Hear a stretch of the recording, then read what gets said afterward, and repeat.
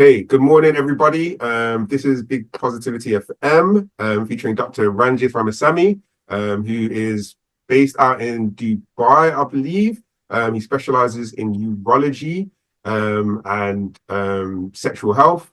And today he's going to be talking to us about cutting edge issue, which is microplastics, as well as anything else from kind of his desk.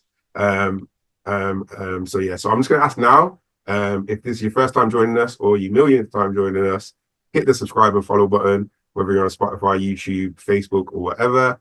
The more people that kind of are affiliated with us, tuning in with us, the more kind of stuff like this we can do, and the better the quality of the broadcast.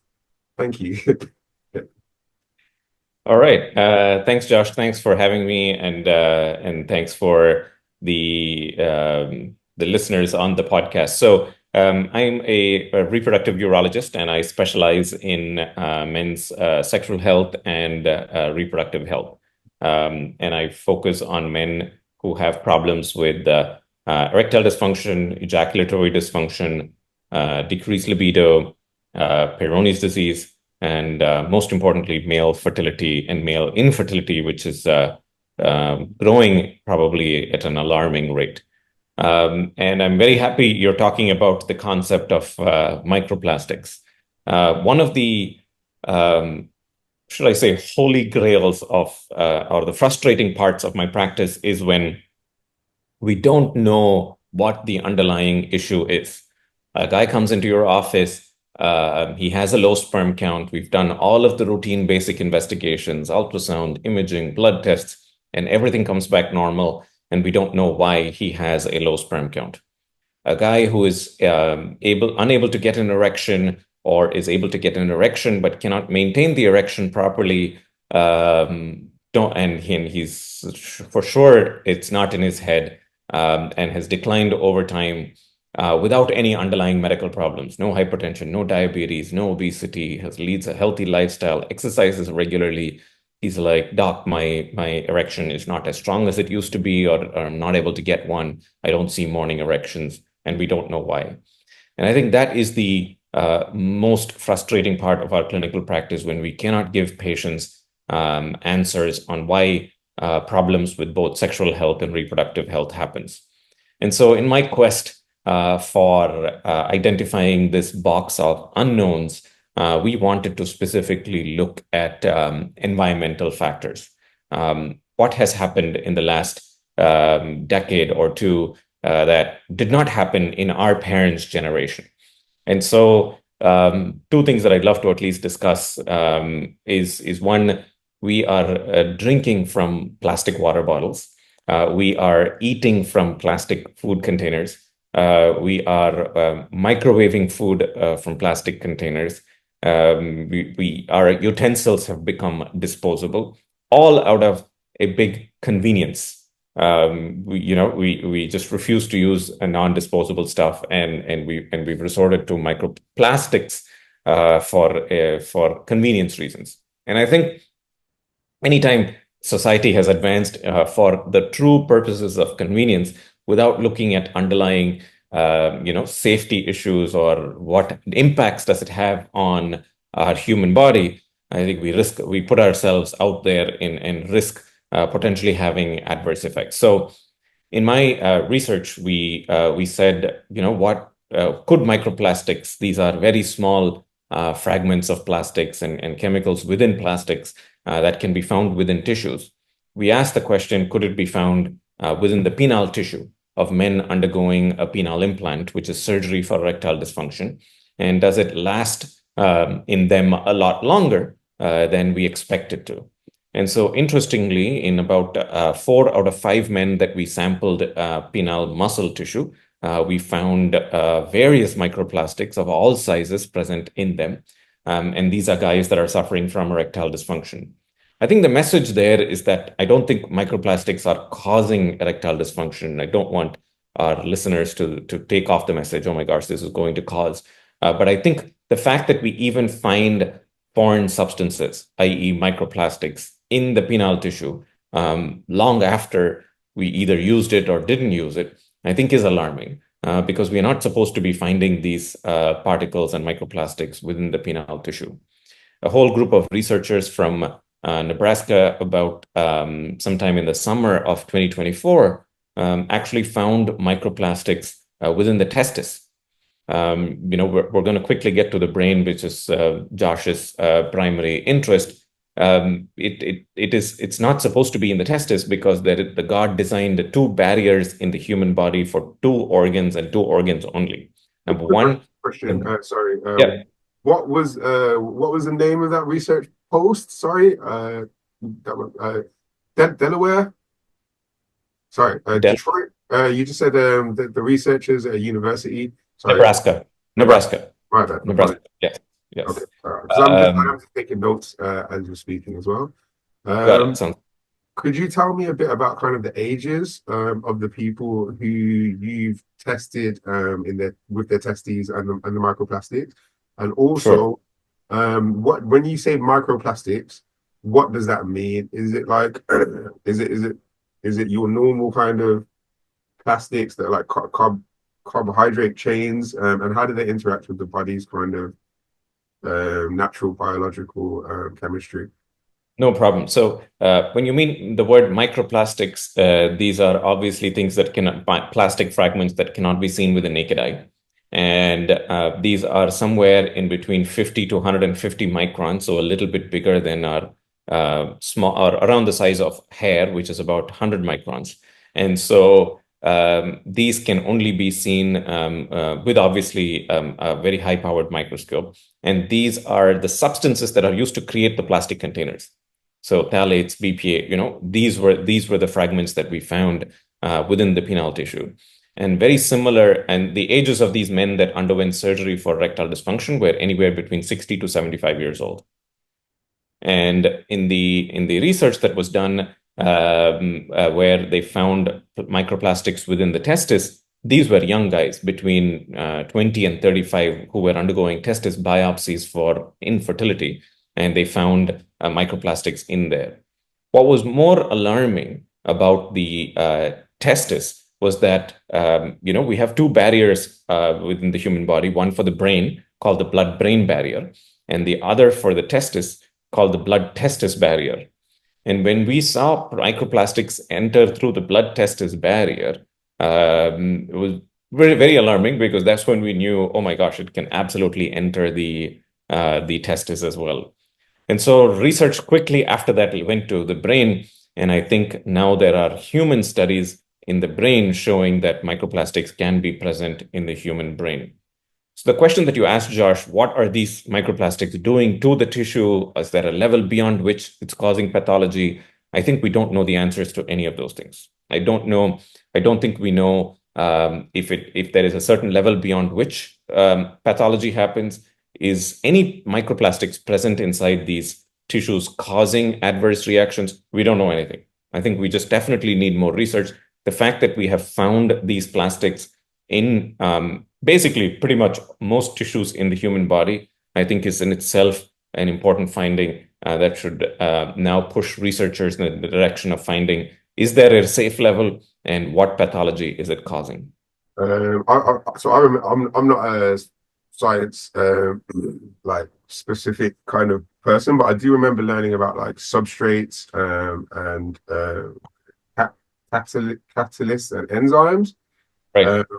So I'm just wondering, like, could the shape of one of these plastics be like an inhibiting? Could it stop some sort of enzyme actions? Could they be the wrong shape? Could that kind of thing occur?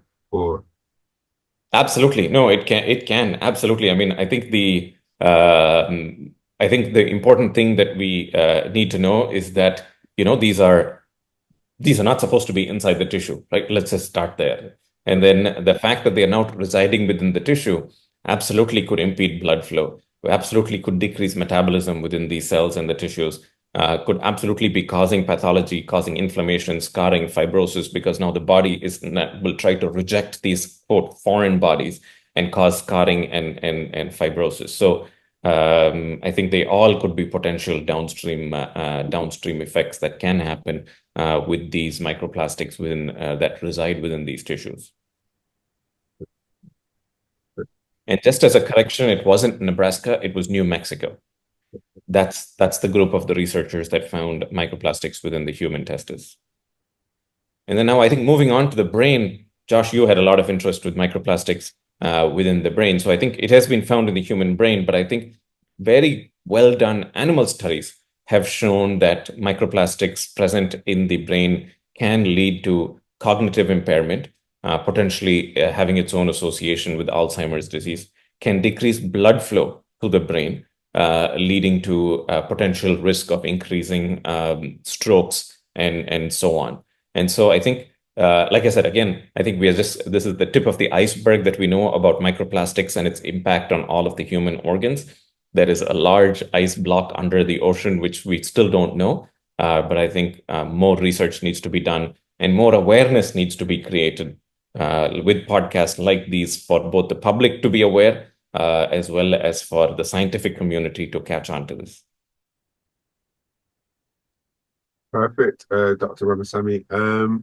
Would you be interested in kind of talking us through probably there was something that I was kind of desperate to ask you about, but it's eluded me for a second. So just bear with me. I'm trying to remember. We've covered. We've covered. You wanted to ask about whether the impacts of ketamine on bladder. Yes, that was it. That was it. Yes, the bladder stuff. You brought it. Sure. So thank you for reminding me. Yeah, no problem. So there is a lot of buzz about ketamine being used now as a street drug. It is used in when given general anesthesia, but it's now being. One second, sorry, my sound is messing up. I just need to touch the speaker. Okay. No problem. Okay. Sound check. Okay, good. All good. Okay. So I think ketamine is a drug used in whenever somebody administers general anesthesia, but it's also being more commonly used on the streets as just another one of the street drugs. People don't know other than its neurological impacts and all of the highs that it provides. We in urology do see its impact on the bladder. There's something called ketamine bladder, which basically causes inflammation of the bladder and almost a paralysis of the bladder. Ketamine is supposed to slow systems down, which is why you feel an altered state of mind, because it slows metabolism, it slows anxiety, it slows brain function. It also slows the bladder down. And so sometimes we've seen long-term effects happen wherein the patients are unable to urinate because their bladder basically becomes paralyzed from the ketamine. And it takes, and you need to catheterize either yourself or have a catheter in there for a very long time until the bladder completely recovers. Thankfully, for now, with the little limited data that we have and anecdotal reports, most men have recovered after the ketamine wears off after a few weeks, where they are able to urinate. But I think that is one of the side effects that we will see once this drug becomes more and more widely used. Perfect answer there, Dr. Ranjith. So following on from that, could you talk to us about kind of the mechanics of the bladder? Because I feel like everybody knows what a stomach lining is. Everybody's got, everyone can point to their throat bones and muscles. But when it comes to the bladder, without being a urologist, I feel like most people have got no idea what it is, how it works, what it's made up of. So. Got it. No problem. So the bladder is made up of a smooth muscle. It's a muscle called detrusor muscle. And just like any other muscle in the body, it needs to be activated by nerves. And it's the autonomic nervous system, right? So even though we think we have full control over the bladder, it's really the sphincter. That's the only thing as humans we have complete somatic control over, meaning you go stand or sit to urinate. The first thing you do is you relax the sphincter, and that's it. You have no control over, oh, bladder, please push the urine out. That does not happen. That needs to start on its own.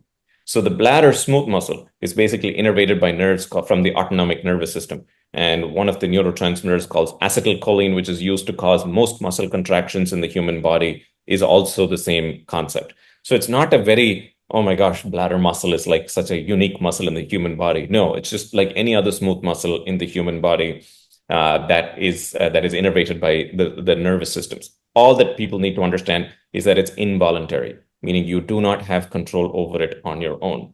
And so when you do take drugs like ketamine, sometimes they can actually affect two things. One, the nervous system that supplies the neurotransmitter for the bladder to contract, as well as it infiltrates within the bladder, causing inflammation, leading for the bladder to not push completely. So both the nervous system and the muscle in the bladder get affected, which is why you're not able to urinate.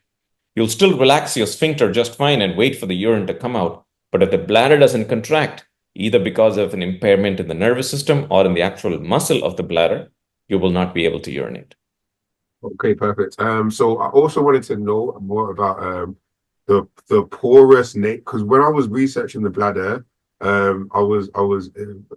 heard that it was like a porous kind of thing that kind of like obviously takes the water, urea, and removes stuff using like a different kind of mechanism to the stomach, which obviously I know uses like active transport and osmosis and whatnot.